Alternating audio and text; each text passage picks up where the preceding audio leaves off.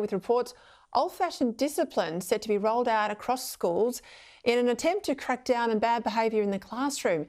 The discipline model has been proposed by the Australian Education Research Organisation and includes very simple things like students being taught how to line up, to sit still and listen attentively, and not to call out in class.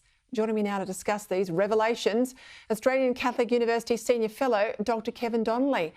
Well, I tell you what, Kevin, in practical terms, they call this old-fashioned. I'm shocked that kids are not sitting there quietly, that are not listening. I'm shocked that we call that old-fashioned, but tell us what's being rolled out and why.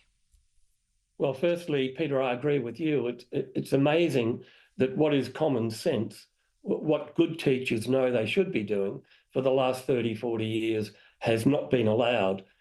Classrooms have had to follow progressive fads, innovations like open classrooms, teachers become facilitators, guides by the side.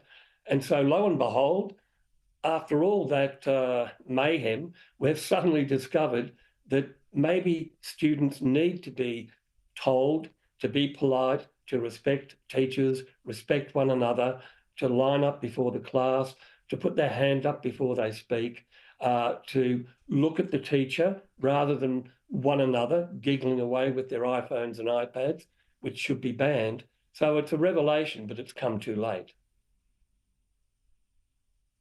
No one who would have been under my aunt, who's a teacher, would have had anything other than all of that discipline under control.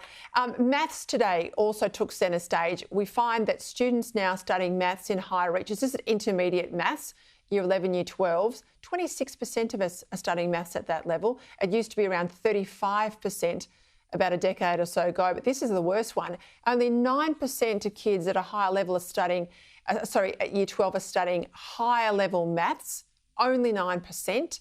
It's certainly not the case in Asia and where we're got all our competitors. How can we improve? It's a very difficult problem, Peter, made worse by the fact that so many teachers are teaching what they call out of field. The research shows that up to one or two teachers in secondary school have never had the training in mathematics. So what happens then if students are not taught by committed, knowledgeable teachers, they don't get that kind of background, that basics that they need to be confident to do year 11 and 12 mathematics.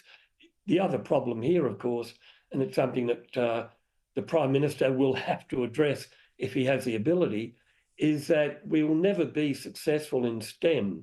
All this talk about energising the economy will never work unless we get more young people into university studying those subjects. Not wrong, Kevin. I'm out of time, but common sense as always. Speak to you again.